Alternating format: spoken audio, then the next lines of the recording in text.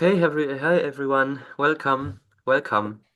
Um, we're gonna give the talk about the new generation, about what's happening, what the plans are of the campaign, and I'm excited. I'm Henning. I'm 25 years old now, most of the time in Berlin. I'm originally from a bit up north in a small German town, and I'm happy. I'm going to give the talk together with Lina and Renan. Handing over to you, Lina. Yeah. Yeah. My name is Lina, and I'm originally from Sweden. And yeah, now I'm living in Berlin and doing this full time. And yeah, excited to give the talk. Yeah, Renan. Yeah, hi, I'm Renan. I'm 23. I'm from Brazil. Recently, I moved here to Berlin to study. And since 3 years ago, when I found out about the last generation, I always wanted to take part, and now I'm here. Okay. So yeah, I can start with the introduction. Yeah, again, welcome to New Generation. And we are a successor campaign to Last Generation, and kind of subtitle is that we're against the right and the super rich, and we are a movement that wants to achieve a peaceful shift in power, a democratic revolution through civil resistance and citizens' assemblies. And so the framework for this meeting is that, okay, we're going to talk about new generation and what's going on right now and what does new generation want to do. And so we're organizing this kind of as an emergency meeting because we really are in an emergency situation with the climate and with the rise of fascism and what's going on in Gaza. But that's not, we're not going to talk about that today, but we're going to focus on climate and fascism. And so, yeah. And then, so we want to have a pleasant and constructive, respectful time together, but we also want to clearly identify the problems, even if it's painful or even irritating. Yeah. So, gonna just start then. What is the situation? So, yeah. And so we are living on a dying planet. We know that emissions need to be significantly reduced, but politicians are refusing to listen to the science. And so I'm not going to go through this climate science now. I'm just going to go talk about it just a little bit. We're facing climate tipping points and feedback loops, which could lead to climate and ecological systems collapsing, and this would lead to our economy collapsing and thousands of millions of climate refugees, and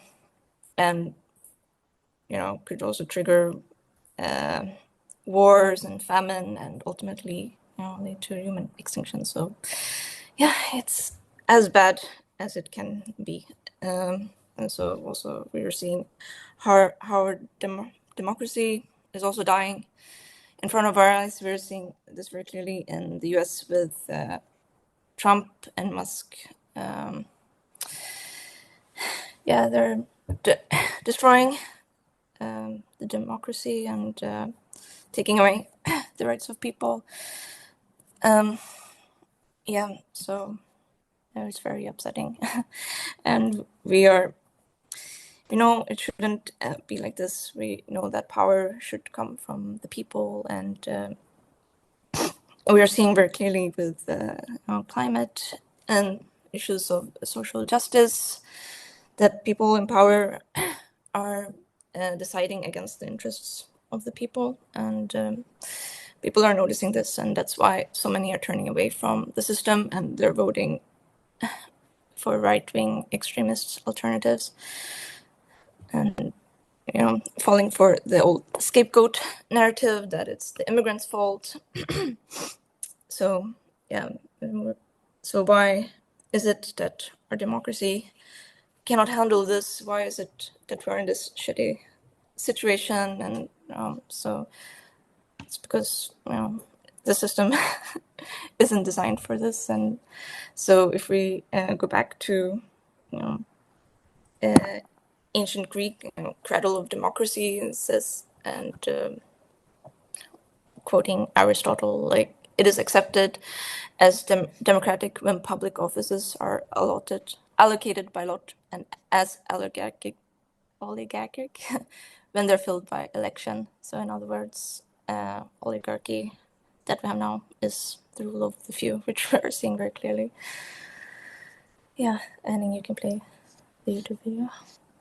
Yeah, I'm gonna play a YouTube video about elections and about sortition, so lottery-based democratic systems. Just for context, it's made from a book that's called Against Elections by David van Reyburg, a Belgian a historian who studied democracy, history, and yeah, I hope this plays out well. I hope you can see it. It's 3 minutes long. It's quite fast. It's from the Against Elections book.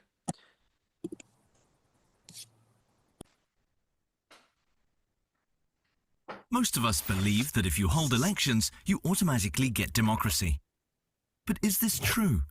History shows that elections do not always create democracies. They can even bring dictators to power. For 3,000 years, humans have been experimenting with democracy. But elections only entered the game some 200 years ago, with the American and French revolutions. So what was there before? The answer is surprising. Lottery, or sortition, to use the technical term. Here is what Aristotle had to say. The appointment of magistrates by lot is democratical, and the election of them oligarchical, or aristocratic. Of the 7,000 public functions in ancient Athens, only 100 were elected.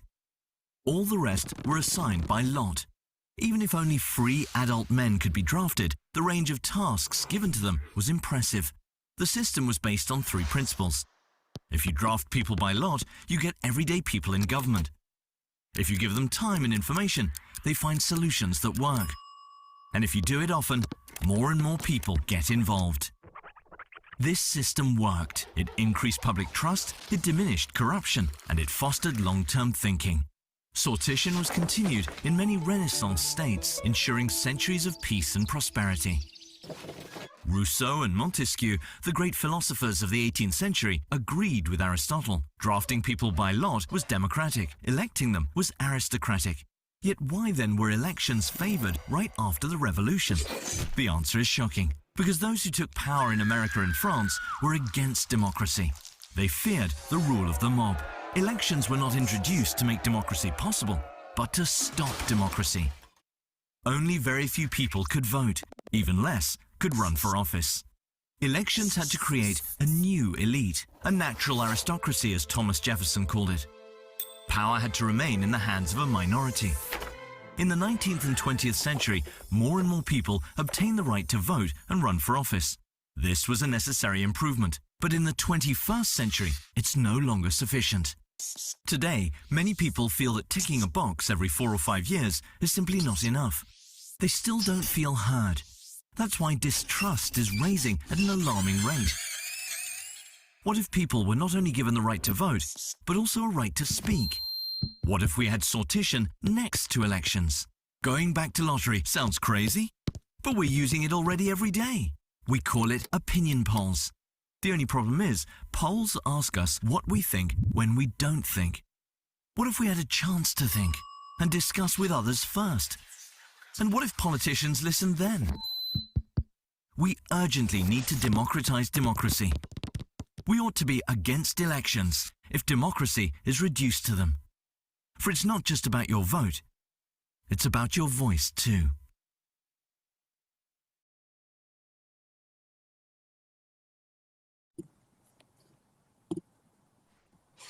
Yeah, so building on, what was it? in the video.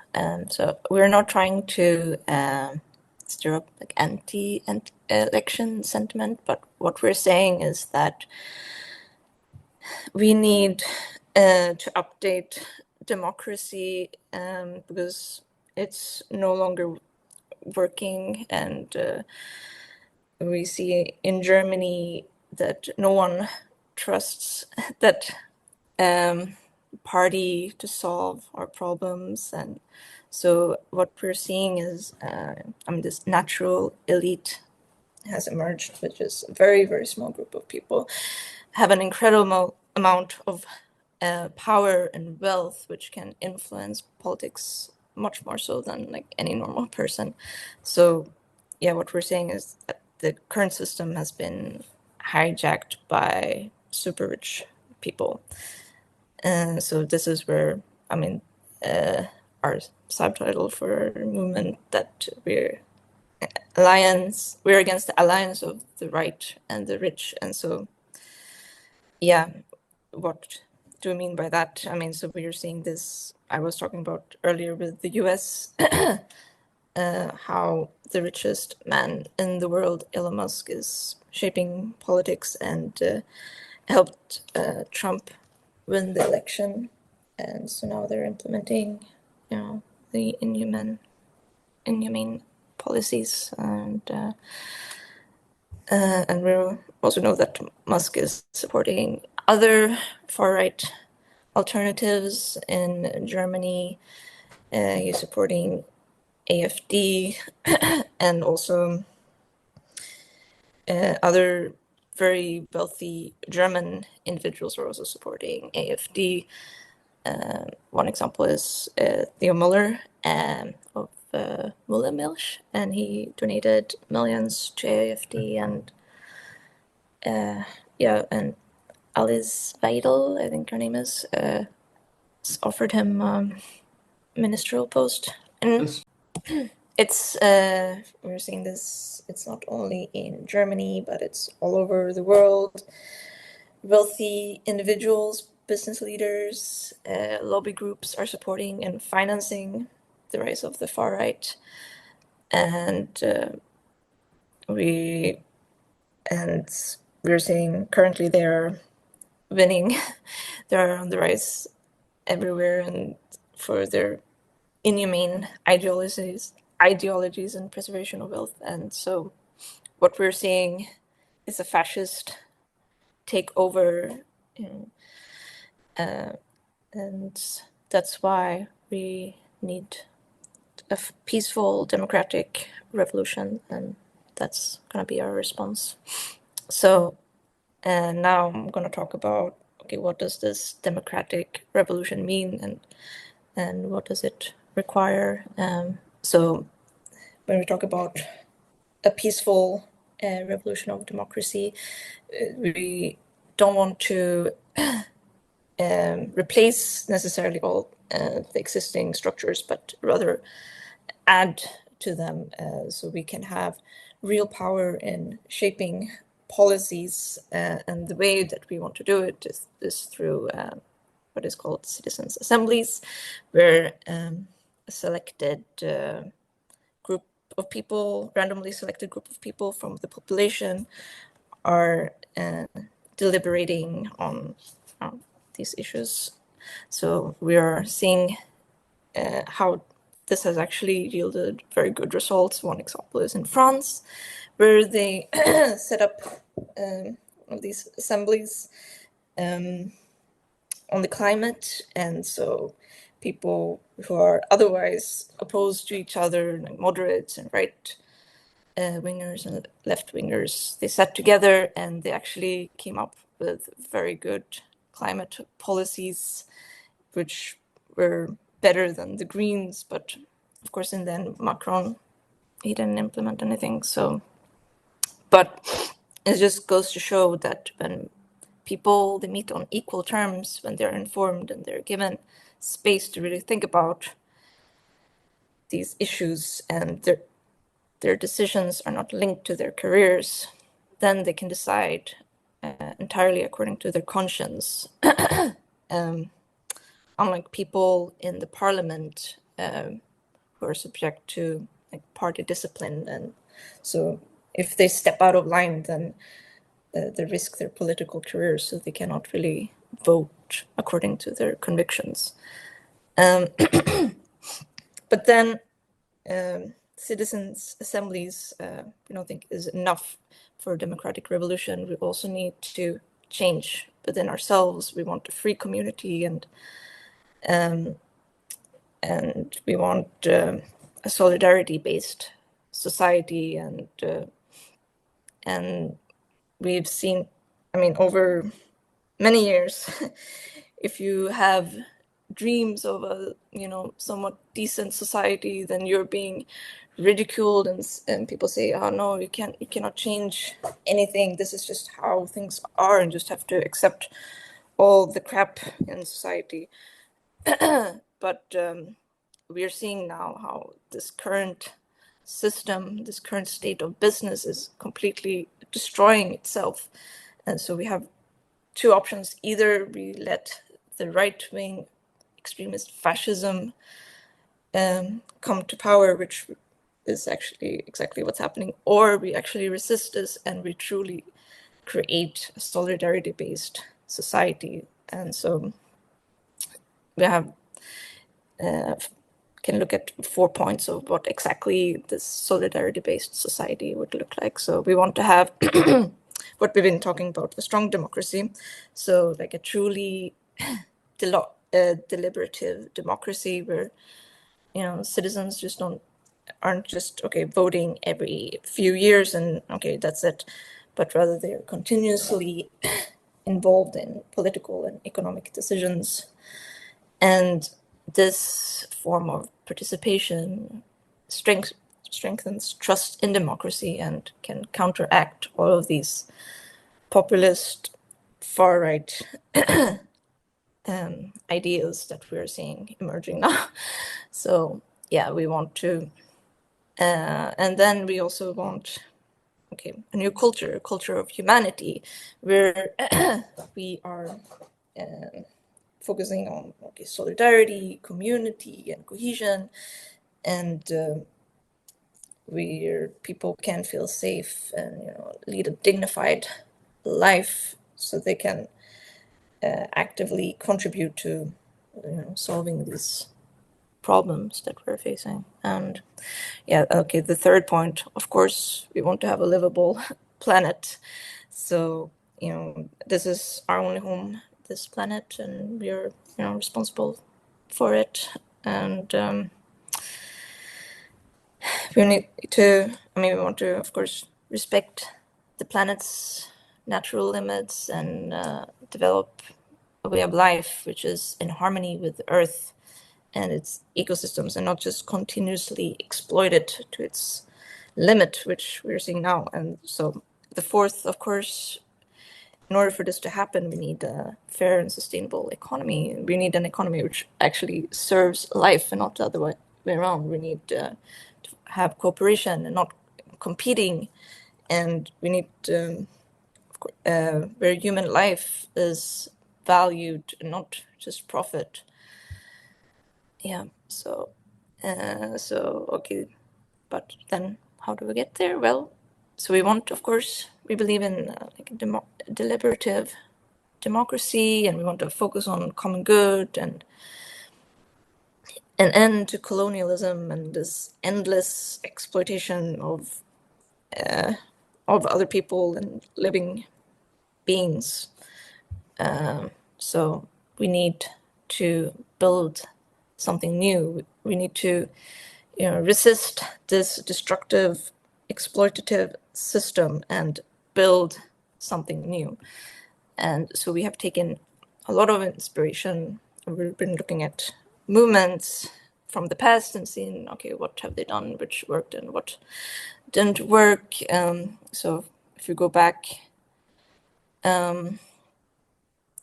to 2011, after the financial crisis, we saw a lot of uprisings and revolutions everywhere. And one example, of course, is the Arab Spring. And Egypt, they had so-called April 6th youth movement, which managed to turn a few hundred people into huge protests, and they managed to overthrow the government completely unexpected. But yeah, so unfortunately, it didn't really lead to like a great democratic society, actually, because they didn't think about, okay, what the solutions that we need real participation. So that's what we want to bring to our movement. So yeah, so what do we want to do with this awareness? We want like, do we want to just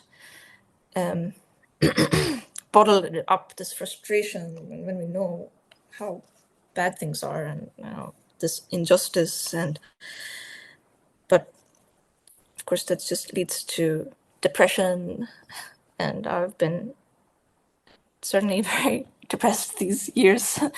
Or you could just be violent and let your anger run wild, but we don't want that, because you cannot build a peaceful democratic society on violence. So what we want is to choose the path of non-violence.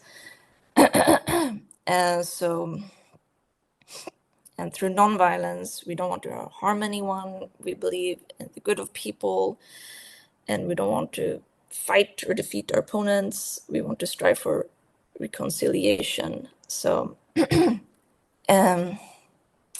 yeah. So in short, we really need new visions to offer real alternatives to the status quo and this fascism, and also anger, passion, dedication, and protest. Yeah. Henning? Yes, thank you, Lena. So, as Lena said, we know there's gonna be moments in the next years where all the business as usual is gonna break and come crumbling down, where people see this is not how it's gonna go on in the future. And the question is, how can we, you listening to this talk, and all of us who want to have this stuff change and to want to have a livable world and so on, how can we make sure at that moment of crisis we are the best organized group? I mean, when in Egypt after the revolution, the Muslim Brotherhood took power, they were the best organized group and did lots of horrendous things afterwards. There's really bad things coming out. So a revolution isn't a good thing in itself. And I would even say right now what some of the oligarchs, the Musks and so on are doing, and all of the plans with the neo-fascists right now, is they want to have a revolution where everything gets worse, like more hatred and more super rich wealth and more destruction of everything, more killing, more ecological destruction. And so our answer to that revolution and to this to this moment of crisis as a moment of opportunity to build something else is to have everything prepared for a democratic revolution. So we are not afraid to say that out loud and to say we actually need a peaceful democratic revolution. And what does that mean? So I now have the honor to present a bit of our plan of New Generation. As Lina said, this has two elements to it, the resistance and the building up of something new. Because after such a rupture moment, people need to know what the future society like sort of feels like. We need to have it tested out, prototyped beforehand. So we need to have the resistance and we need to have, yes, the democracy build up a real alternative to the status quo. And I can now share an image that actually shows how, how and what a kind of madness situation our our planning goes. Do you see that picture? There's the a big dome in front of the Bundestag, in front of the Parliament. And we want to set something up like this. Obviously, this is completely mad, a crazy big thing, just to show the yeah that we think it's necessary to do like crazy steps. And the step will be we will have on the 30th of May, so for 3 days, 30th of May, 31st, and 1st of June, there's going to be a weekend of this, a little like a geodome put in front of the Bundestag, um, legally allowed, all well and done. We are arguing at the moment where can we set it up, etc. It's going to be for 50 to 60 people. And why do we call it the Parliament of the People? Because in the background there's the Parliament of the profit and of the greed. So this Parliament of the People, Parlament der Menschen, is something that is a first prototype. It's not going to be the revolutionary vision utopia idea of real citizens' assemblies that are managing all of Germany on its different levels everywhere, and people coming together that are not politicians deciding over what they think after they got information and then discussing. This is going to be a prototype, so it's going to be out of the like movement, out of the wider movement.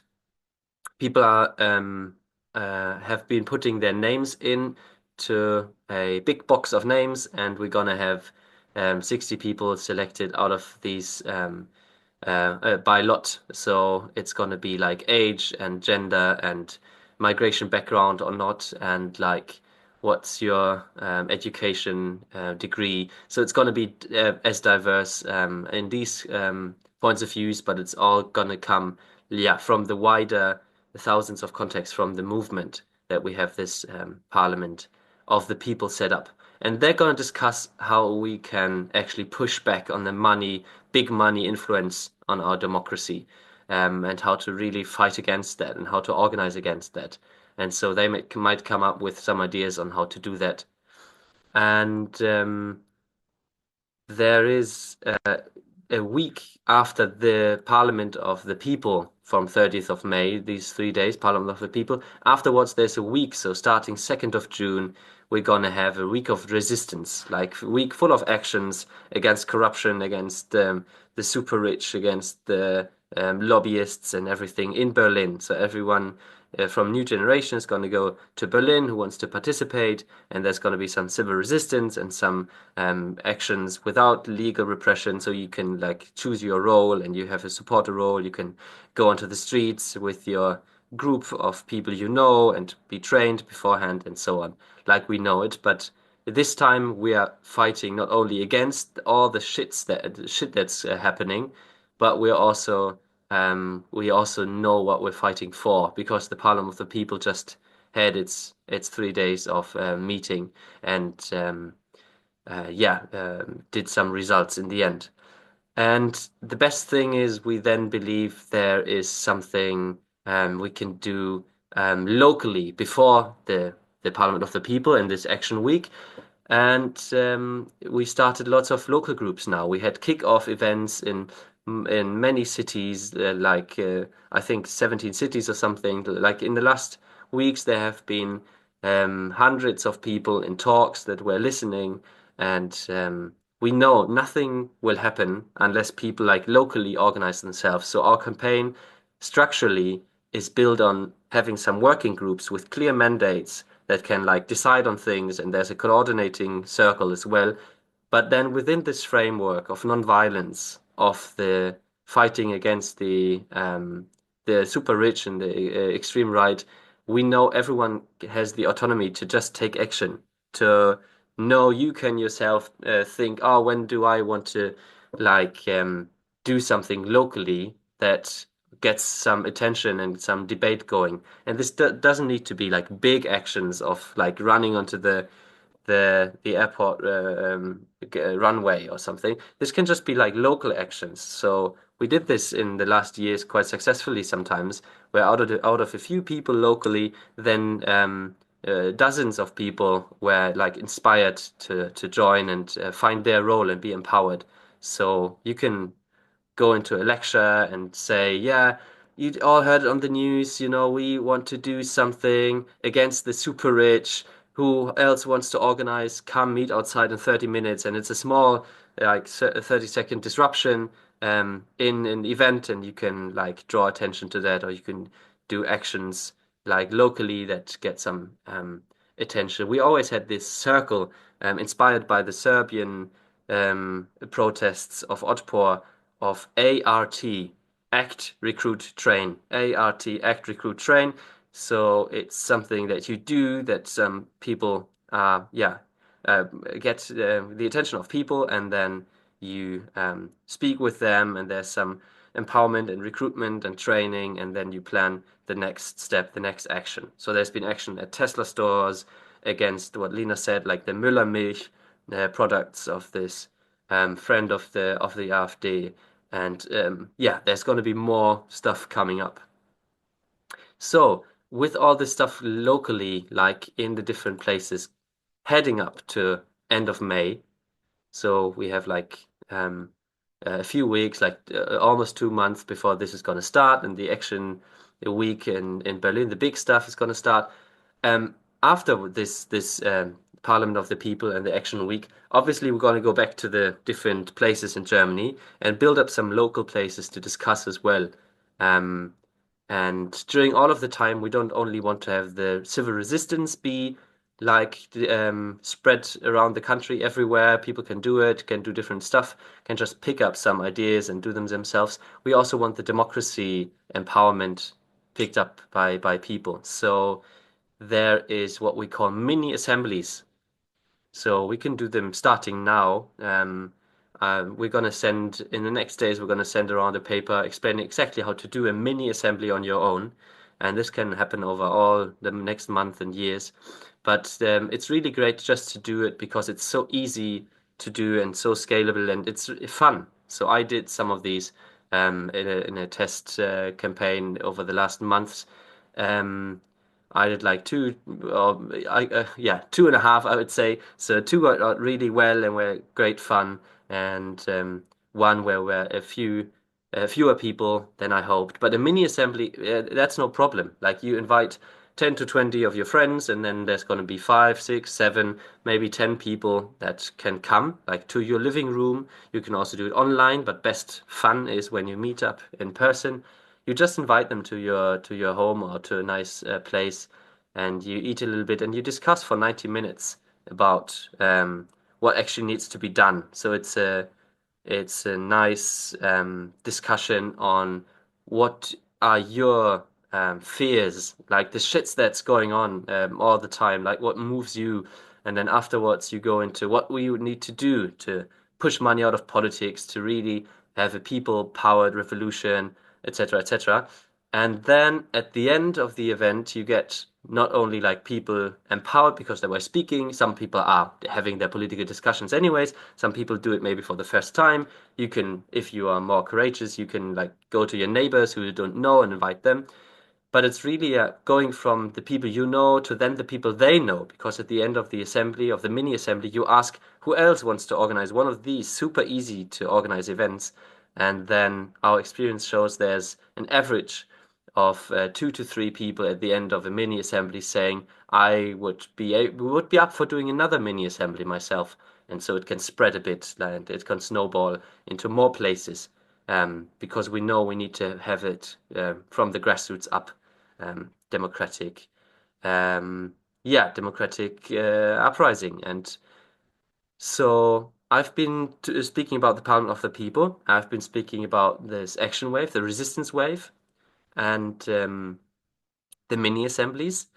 And really, the best thing I believe is we can see that in a moment where all of this like cracks, where people see it's no longer business as usual and they decide whether they want the fascist bullshit or whether they want to have really what was seen as before as very radical at the side, what are these people doing? But they're actually always been against what's happening at the moment, so against the system. So it then becomes quite attractive. We know from example for a situation in Greece where they had the Syriza party, always super radical at the side. They were talking about this whole shit of capitalist policies, where that made the Greek people very poor, and the problems with Europe and so on. And then they were always at 3 or 4% in the polls and in the elections for years, like the radical people at the side. But then when the crisis hit, they went up to almost 40%. So they got political power in these moments because they were there and saying it beforehand. And they were one of the well-organized groups in these moments then to step into that void of, oh, what do we know now? What do we know do now? Yeah. So, in these moments, there's a prototype, Parliament of the People. It can come back. We can just do it after May, the 3 days. We can build this like a geodome up again in autumn, and we can build it up again next year.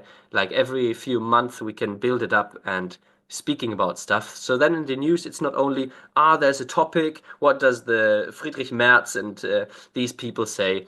The super rich and the politicians, but it's also like, what did the Parliament of the People say? And you know how it's going to be. The right-wing press, the tabloid papers of Bild and so on, they're going to go, these shitty anti-democratic haters, and and what's going to happen is people that don't like these news outlets will be in solidarity with us, and it's going to be known to more people. So they're curious. Actually, if it's so hated by some people, actually there might be good stuff. So yeah, that's the only good thing we know about the upcoming government, and all of that is they're going to have their scandals on corruption. That's for sure. They are bigly tied with different fossil fuel interests, with different war machine things, and yeah, so we can count on these things happening, and from this point on, there's a chance. We roll the dice for new generation helping us, because in the end, like in the Arab Spring, it looks like from the outside, from a media perspective, oh, this was a sudden burst of energy for the people that were then resisting, and no one could see it. No, there were people on the ground in the years and months before training for it, organizing for it. So this is our task, we believe, in these times, to do talks and workshops. With Last Generation, we had 1,000 in-person talks in 1 year, in 2023. And yeah, so this can grow from a few people in a room to quite a big thing. I can tell you that. I started Last Generation with a hunger strike, and then yeah, got arrested in actions and so on. I stopped counting how often they accuse us of being as bad as the mafia and everything. But we know from 5 people in the room deciding, let's do something, we could develop it to 1,000 people in the street and tens of thousands of supporters. And the ecological mass destruction was dead in the media after COVID, and we brought it back into the media and into the discussions. So we can resist, and yeah, build this revolutionary alternative to the system at the same time. So this is what I want to do, we want to do, this is what we want to fight for as new generation, everything peacefully possible to achieve this. And at the same time, we want to have fill our lives with meaning and joy. In all this darkness, there's no point in being depressed and being burned out. Even though we know this is so, like, this is the standard way to go. I feel like so many people, and I myself, this is all around you. It's so easy to become miserable and say we can do nothing. But if we get together as a community and know there's a long tradition of people resisting, then we can have joy and meaning and find that. So thank you for listening, and we're gonna have a little round of maybe what you were thinking when you were listening to this here, and you can leave your contact details to get more information and all of this. And I'm gonna ask you to support us and all of that. But first, I want to pass over to Renan, yeah, so you can give a statement. Yeah, hi, I'm Renan, as I said, from Brazil. And 3 years ago, when I was here in Brazil, I started to receive in the news, like the things that were happening here in Germany with the last generation. And it made me really curious to know what was going on, why people were doing that thing, like the hunger strike and everything. I wanted to figure it out. Okay, what is happening? Why are they doing that? And that was the moment something clicked in my head. Okay, they are in the right direction. Because if I got reached by that type of information in another continent, they were doing the right thing, because that's the thing.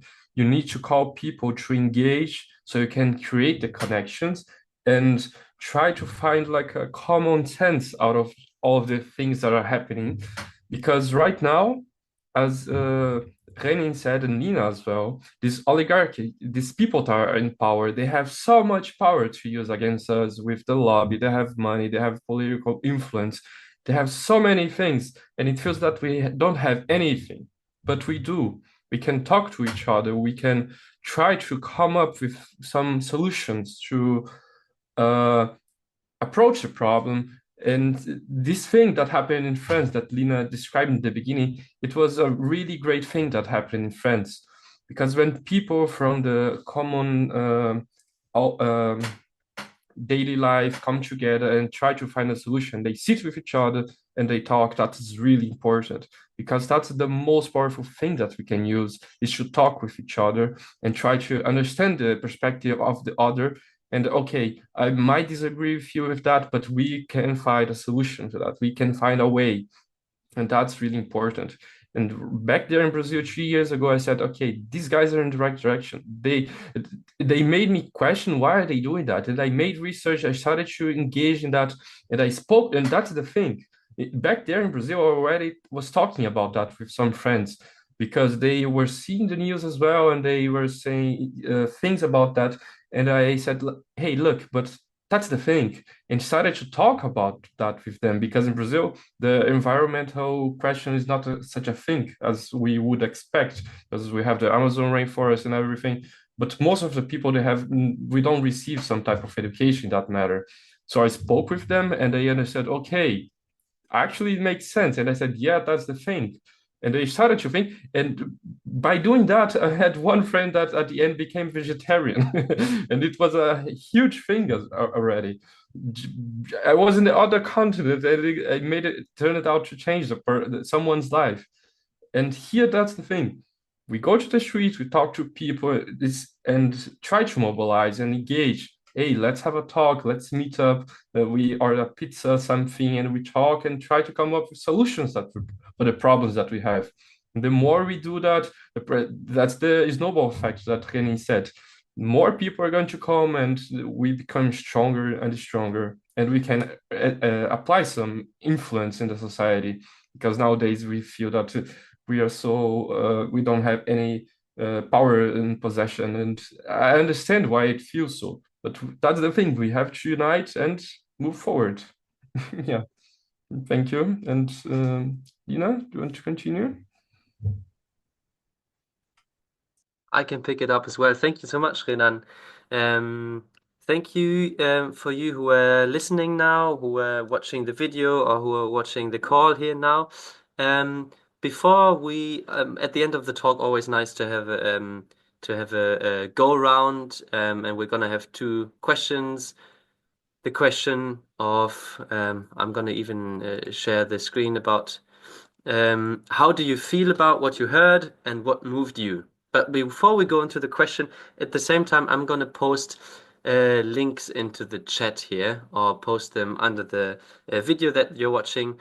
And the first link is neuegeneration.com/spenden, so it's donations, because we know it's always a bit of a tough ask always to ask for money, but we have no chance as campaigns, as people who want to organize for a democratic revolution, to organize anything if we are up against the super rich, if we don't have lots of small regular donations.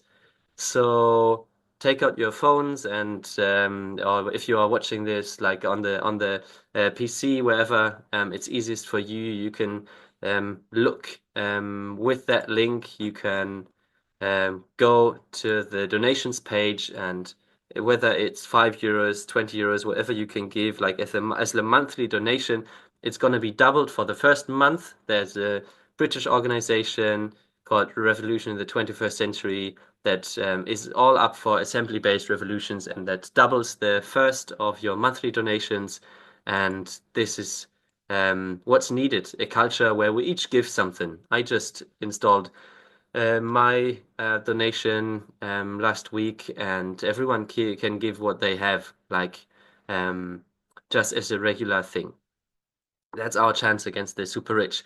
And thank you. While we're doing that, um, I can explain a bit into how you can take part. So then when I later on share the second link where you can like fill your contact details so you can get more information, that's another online link where you can get more information if you put your email address and number there.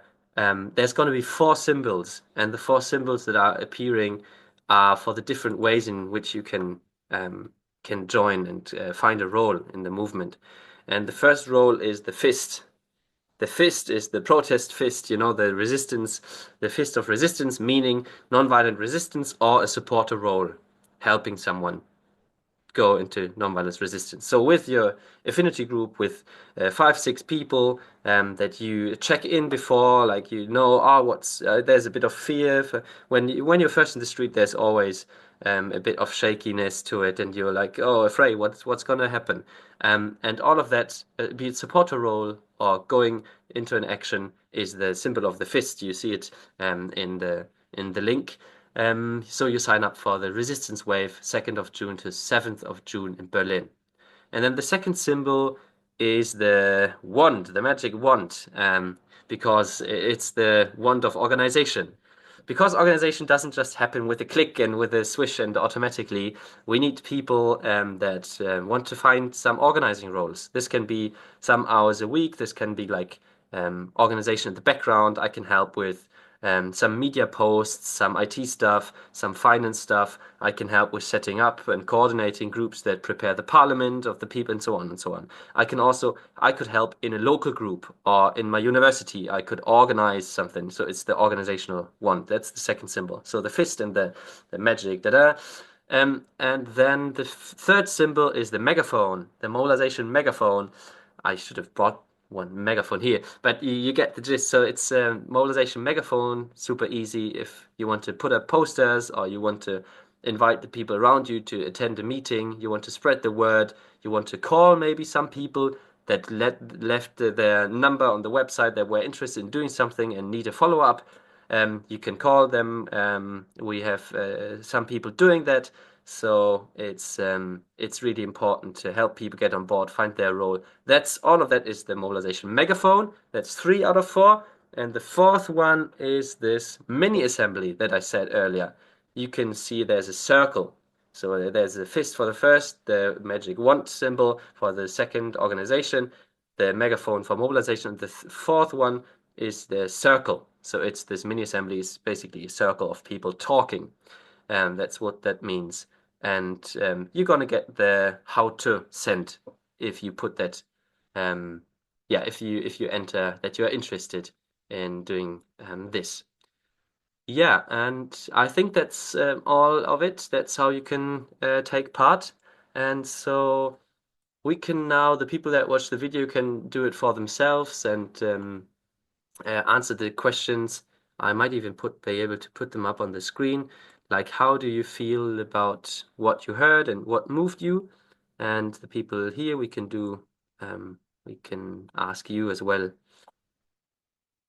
So here, let's end it on this. How do you feel about what you heard? What moved you? If you're listening to this, watching this on your own, you can have these thoughts. If you are watching this, listening to this, maybe with other people, you can immediately talk with them. And if you put in your details, maybe just as the next step to explain it, you're gonna get an invite to a follow-up meeting where all of these questions every Wednesday online in another Zoom. It's in German, the usual Zooms, but we are thinking about having an English follow-up Zoom if people register and are interested in that. So we can talk to you in maybe what questions came up during the days and during sleeping at night and having some thoughts maybe come up afterwards, some fear and some idea that would be great and some what you want to do and so on and so on. So that's the option of having these questions taken to a next meeting. So that's it from us. Rena and Lina, do you have something to add? No, then thank you. Thank you for listening.